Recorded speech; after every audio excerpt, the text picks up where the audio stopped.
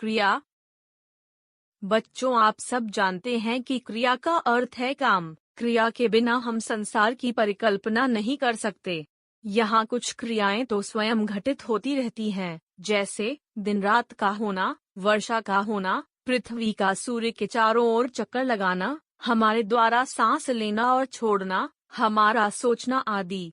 कुछ क्रियाएं कर्ता के द्वारा प्रयत्न पूर्वक की जाती हैं, जैसे चलना फिरना, उठना बैठना, सोना जागना, खाना पीना आदि। अतः हमने जाना कि प्रत्येक कार्य की दो विधियां होती हैं।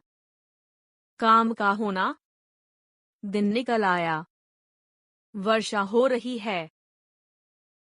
काम का करना, मीरा पढ़ रही है, किसान हल चला रहा है। बच्चों, उपर्युक्त चित्रों में रंगीन शब्द क्रियाएं हैं जो हमें कार्य के होने या कार्य के करने का बोध करा रही हैं। अतः क्रिया की परिभाषा है, जिन शब्दों से किसी कार्य के करने या होने का बोध होता है उन्हें क्रिया कहते हैं। धातु। क्रिया का मूल रूप धातु कहलाता है। जिस प्रकार कंगन, बाली, हार, अंगूठी आदि आभूषणों का मूल सोना, चांदी, पीतल आदि होते हैं, इन धातुओं को संवार कर वस्तुओं में ढाला जाता है। इसी प्रकार शब्दों में भी होता है। क्रिया का मूल रूप धातु है जो विखंडित होकर विभिन्न रूपों में हमारे सामने आता है। क्रिया के मूल रूप में प्रत्यय क्रियाएं बनाई जाती हैं, जैसे धातु प्लस प्रत्यय इक्वल्स क्रिया इक्वल्स वाक्य प्रयोग। पढ़ प्लस ना इक्वल्स पढ़ना इक्वल्स हमें रोज पढ़ना चाहिए। हंस प्लस ता इक्वल्स हंसता इक्वल्स बालक हंसता है। चल प्लस ना इक्वल्स चलना इक्वल्स मुझे अब चलना चाहिए। जा प्लस एगा इक्वल्स जाएगा इक्वल्स मोहन कल घर जाएगा। खा प्लस ना इक्वल्स खाना इक्वल्स मोहन खाना खाता है। रो प्लस ना इक्वल्स रोना इक्वल्स उसने रोना शुरू कर दिया। धातु के भेद। धातु के 5 भेद हैं। 1. सामान्य धातु। 2. व्युत्पन्न धातु। 3. नाम धातु। 4. मिश्र धातु। 5. अनुकरणात्मक धातु। 1. सामान्य धातु।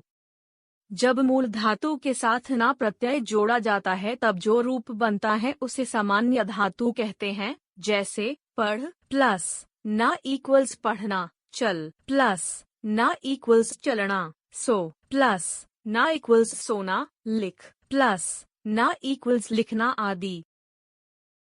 2. व्युत्पन्न धातु। जब सामान्य धातु में साथ आना प्रत्यय जोड़ जाता है तब जो रूप बनता है उसे व्युत्पन्न धातु कहते हैं, जैसे मूल धातु प्लस ना इक्वल्स सामान्य धातु प्लस आन इक्वल्स व्युत्पन्न धातु। पढ़ प्लस ना इक्वल्स पढ़ना प्लस आना इक्वल्स पढ़ाना, पढ़वाना। चल प्लस ना इक्वल्स चलना प्लस आना इक्वल्स चलाना, चलवाना। सो प्लस ना इक्वल्स सोना प्लस आना इक्वल्स सुलाना, सुलवाना। लिख प्लस ना इक्वल्स लिखना प्लस आना इक्वल्स लिखाना, लिखवाना। 3. नाम धातु।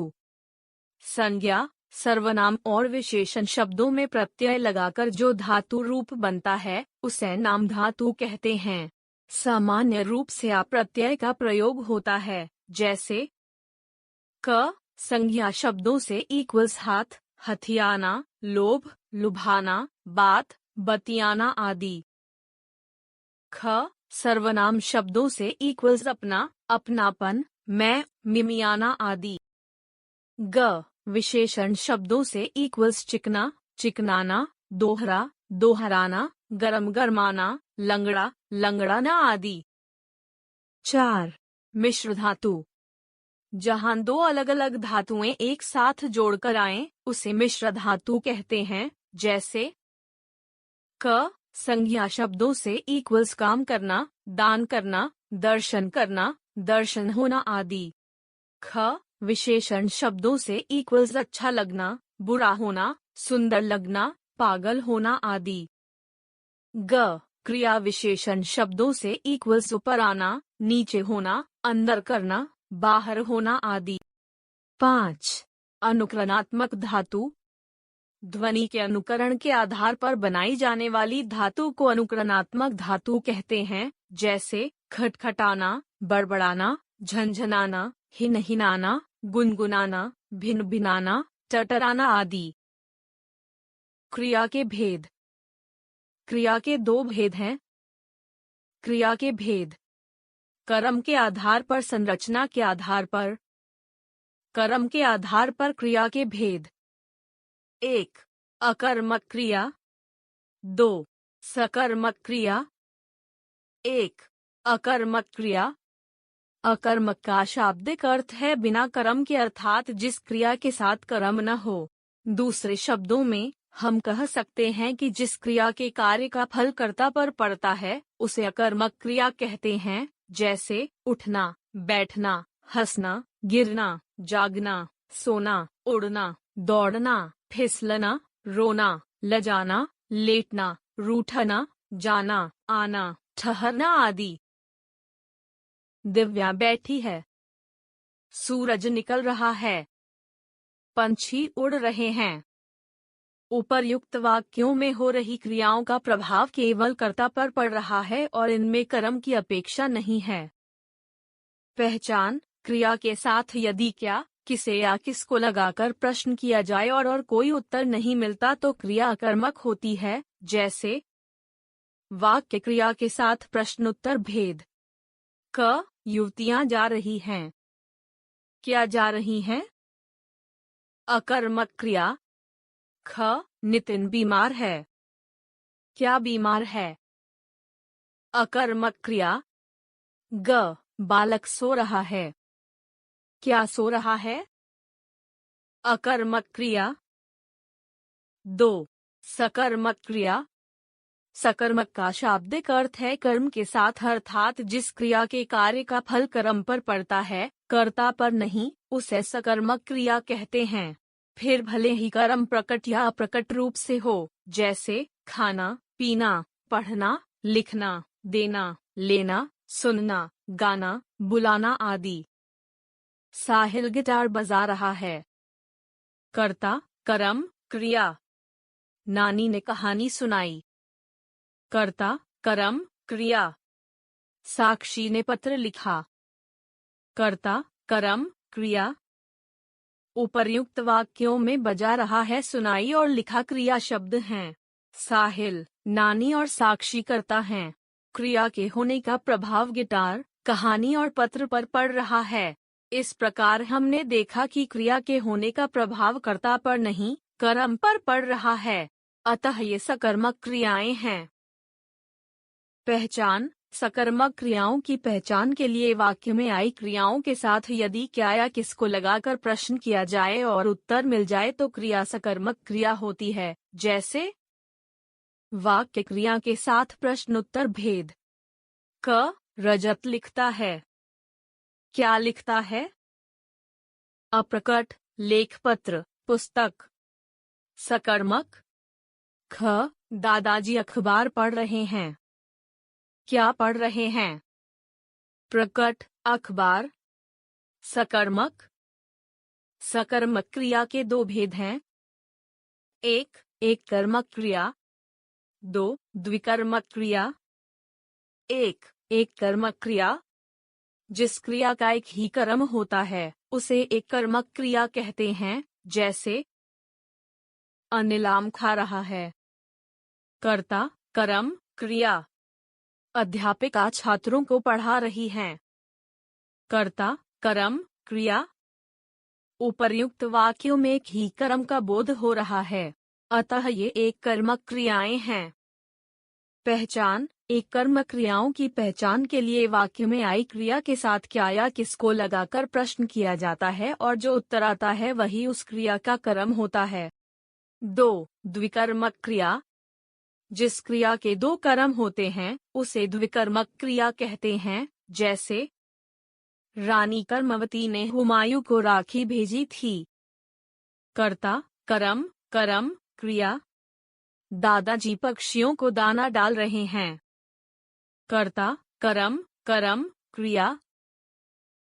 उपर्युक्त वाक्यों में हुमायूं, राखी, पक्षियों, दाना दो कर्मों का बोध हो रहा है, अतः ये द्विकर्मक क्रियाएं हैं।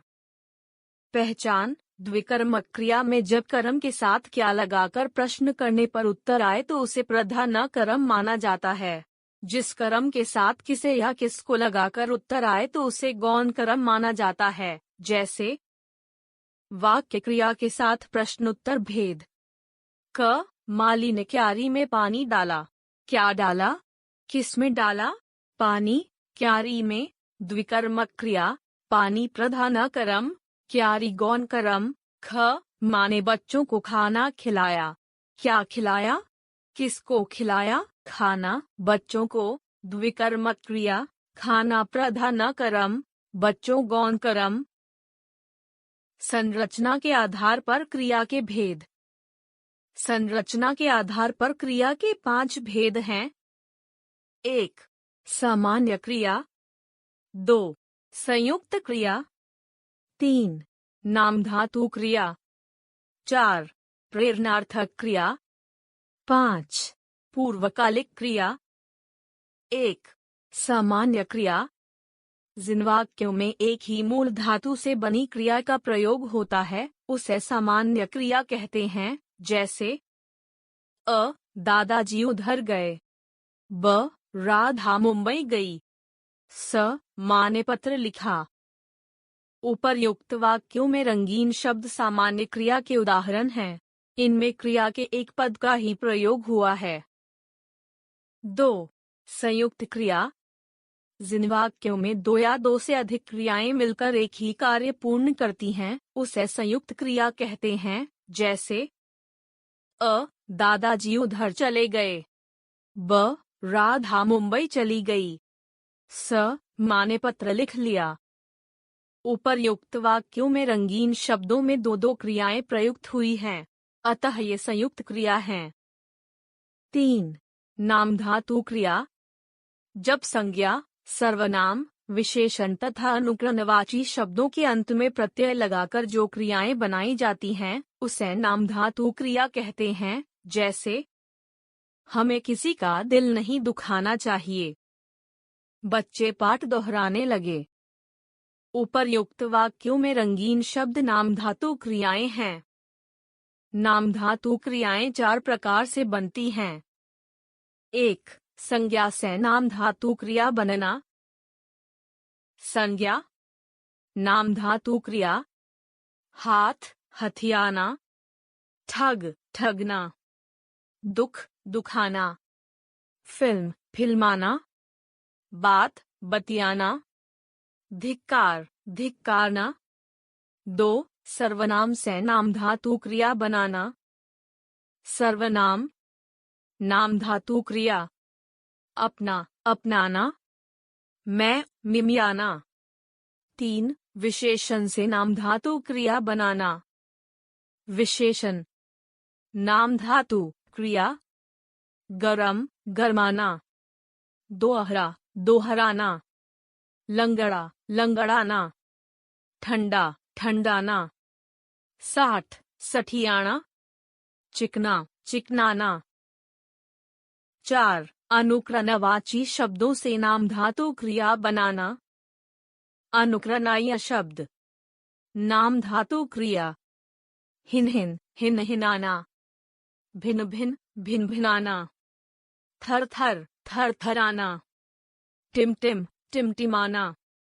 छप छप, छप छपाना। थप थप, थप थपाना।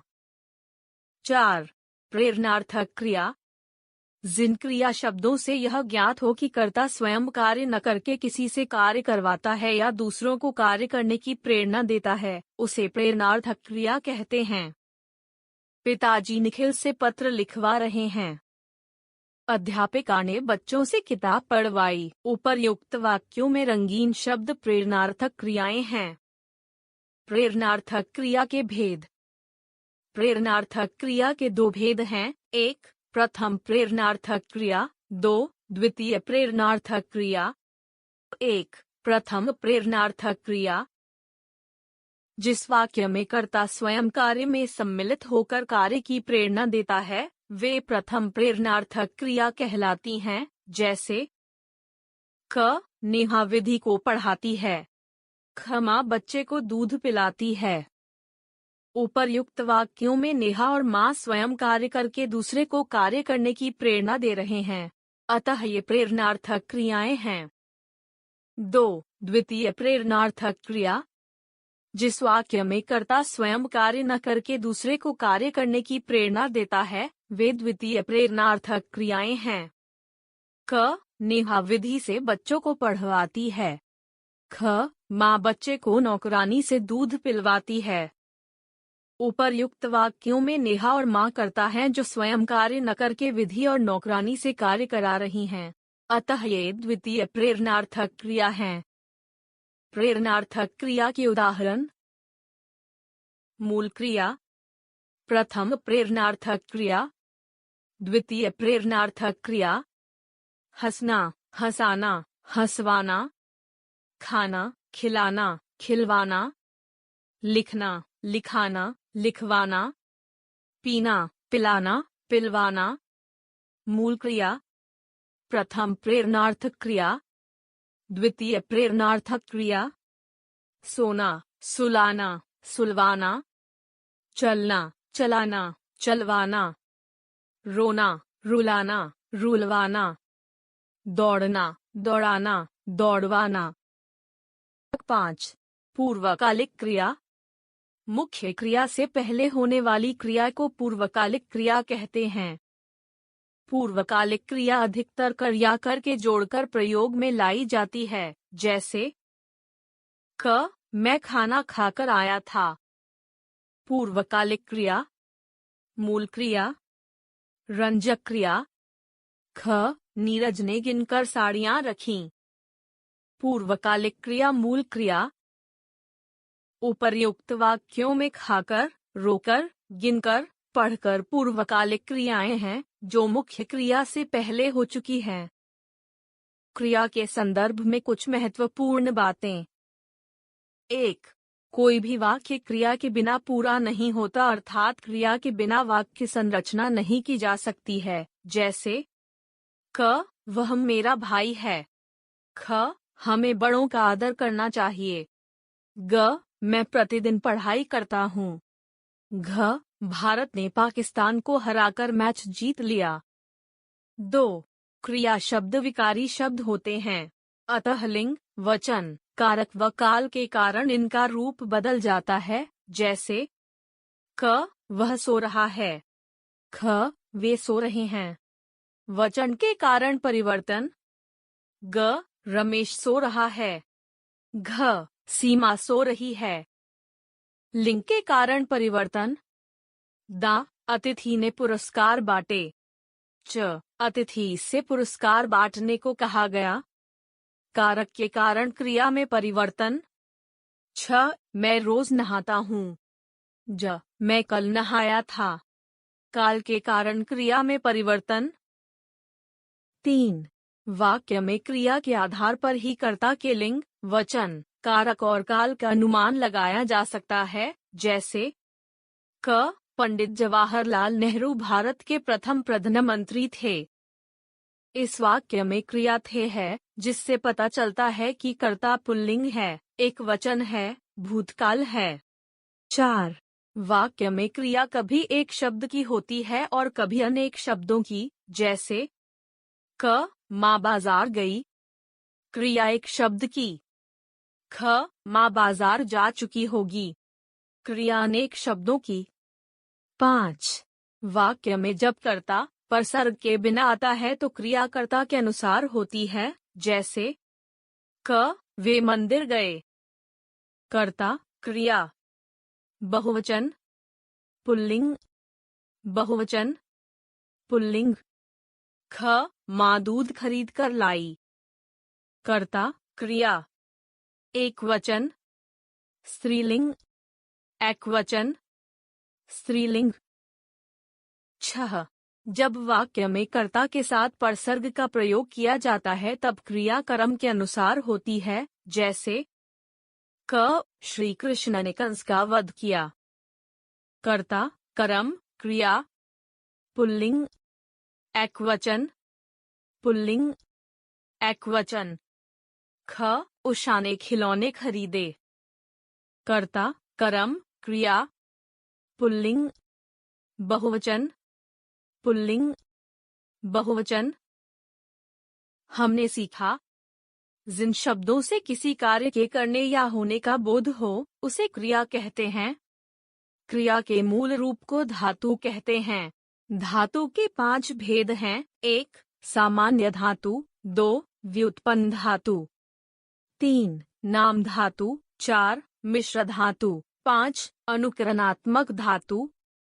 धातु के भेद: कर्म के आधार पर, संरचना के आधार पर। कर्म के आधार पर अकर्मक क्रिया, सकर्मक क्रिया। संरचना के आधार पर सामान्य क्रिया, संयुक्त क्रिया, नाम धातु क्रिया, पूर्वकालिक क्रिया, प्रेरणार्थक क्रिया। सकर्मक क्रिया के भेद: एक कर्मक क्रिया, द्विकर्मक क्रिया। प्रेरणार्थक क्रिया के भेद: प्रथम प्रेरणार्थक क्रिया, द्वितीय प्रेरणार्थक क्रिया।